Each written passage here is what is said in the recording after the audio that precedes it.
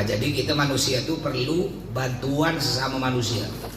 Maka ini disebut dalam kitab At-Tahliyatut Targhib ini, ya, annal insan fi syiddatil ihtiyaj li ay yajtami'a bi abna'i jinsi li'annahu la yumkinu ay yaquma wahdah bi tahsili hajati. Jadi kita manusia wajib harus ya bersosialisasi, hidup bermasyarakat. Karena kita tidak mungkin bisa hidup sendiri. Jangan mentang-mentang kaya lalu mengatakan, oh kata siapa? Anak bisa hidup sendiri. Anak orang kaya banyak duit. Ya, anak minta apa pun tinggal duit, tak perlu bantuan orang. Jadi kalau anak mau apa maunya kayak tadi. Anak mau makan sate. Anak mau makan sate tinggal pesan Gojek. Anak tidak perlu bantuan orang, tinggal pesan Gojek. Nah, jadi mentang-mentang kaya, anak tidak perlu, anak cukup bantuan Gojek. Jadi kalau anak mau makan, bapaknya makan sate, tinggal anak hubungi Gojek, datang. Berarti dia tak perlu bantuan orang, cukup dengan duit. Kata siapa? Berarti dia masih perlu bantuan orang. Jadi tadi mau makan sate, minta bantu siapa tadi? Gojek. Berarti perlu bantuan Gojek. Satu dah minta bantuan. Yang kedua sate. Sate itu harus minta bantuan banyak orang.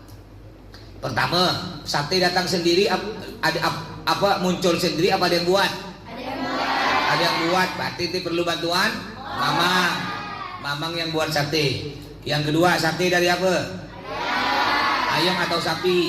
Berarti itu perlu bantuan peternak ayam. Terus ayam perlu makan dah. Apa makanan ayam? Jagung. Siapa yang nanam jagung? Petani. Berarti itu tadi harus perlu bantuan petani. Ayam kalau sakit ada enggak? Dokter apa namanya?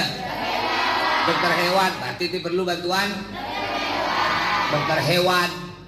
Terus sate ada bumbunya apa enggak? Kan ada bumbunya. Apa bumbunya sate? Kacang ditanam oleh petani kacang. Terus sate ada kecapnya enggak? Kecap ada sendiri apa ada yang buat? Pabrik kecap banyak dari pegawainya. Apalagi pabrik kecap Indofood ABC ribuan pegawainya. Bayangkan ente mau makan sate, ente perlu bantuan ribuan orang dah. Jadi jangan sombong ente. Paham? Ada orang ini hidup sendiri. Biasa di pondok sama ente. Tak mau berkawan. Ya, diam ya terus kayak ayam nak mati. La yamut, kata orang Arab, tak hidup tak mati. Kalau ente ikut Nabi Muhammad itu orangnya bergaul. Nabi Muhammad tak berdiam, maksudnya Nabi Muhammad kalau ketemu orang tak diam. Nabi kalau ketemu orang yang tak kenal, Nabi ajak ngomong. Assalamualaikum. Ya, Waalaikumsalam. Siapa Pak? Dari mana? Nah, kalau masih gitu ya. Jadi orang senang. Asal ketemu dengan Nabi langsung cepat akrab dengan Nabi. Makanya orang cepat bersahabat dengan Nabi, langsung masuk Islam. Bukan malah diam. Ada orang di sebelahnya diam, tak pernah ngomong. Ya, alasannya apa?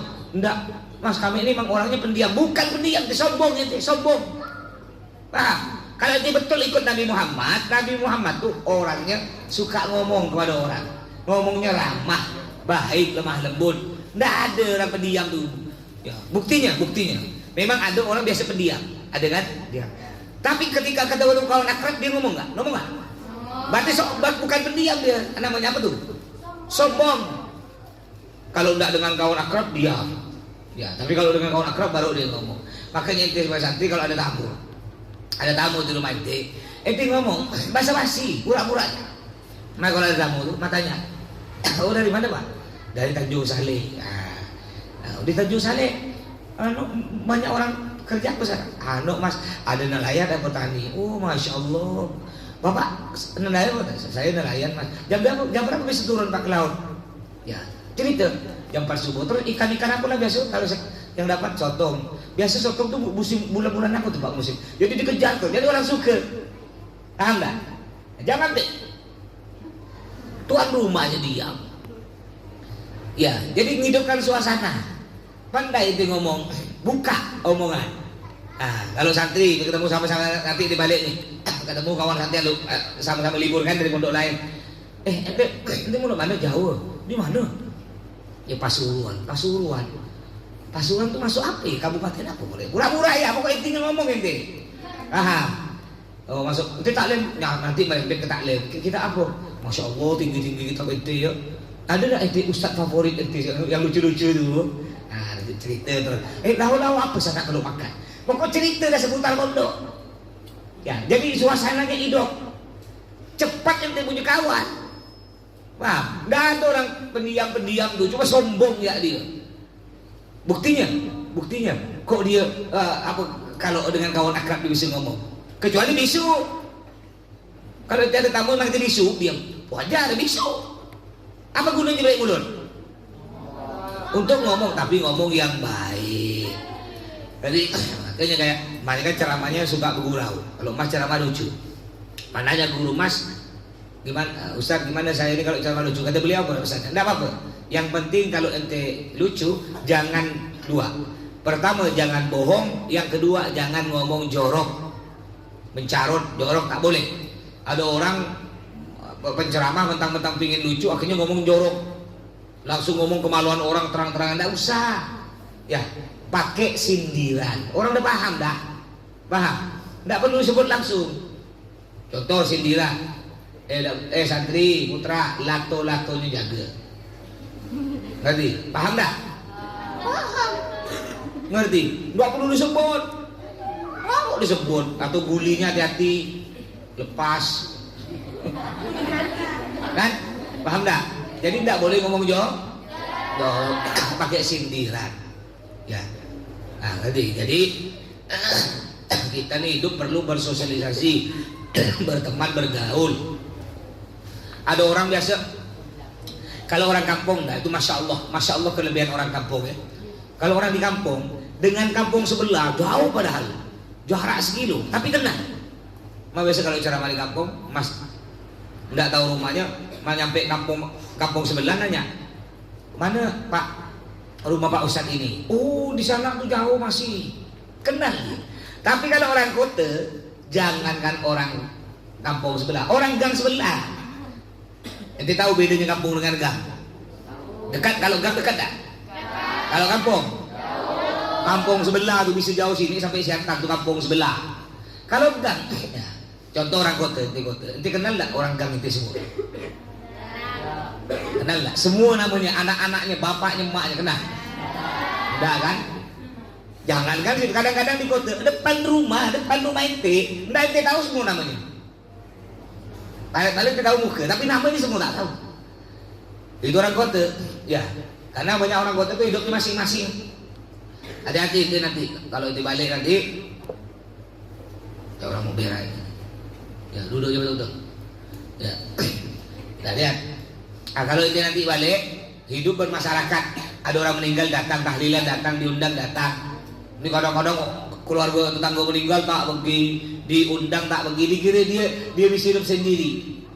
Kalau nanti di rumah dia ada kebakaran, kemalengan, kebanjiran, tak mungkin keluarga yang seberang yang bantu dulu kalau bukan tetangga. Kalau dia ada kemalengan dirampok, ditodong pakai pisau kena maling, lalu dia teriak tolong, kata tetangga sebelah rumah, nyaman, kata dia. Lalu tetangga melepaskan pantun, tutul bencoklat tulat.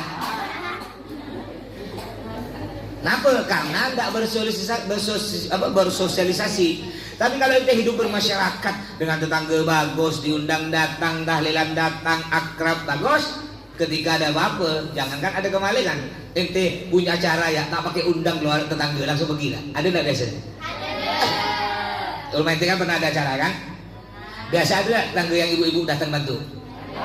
Padahal tak ada diminta kan, bawang lah, cuci piring. Yang laki-laki pun datang, bapak-bapak kan masang tenda, ya ngangkut ketika acara mulai nanti ngangkut makanan kan. Kenapa? Karena ente bagus orang tua ente dengan tetangga. Ya coba orang dengan tetangga ente tak bagus, ente ngadakan acara di rumah ente, ada tak tetangga yang datang?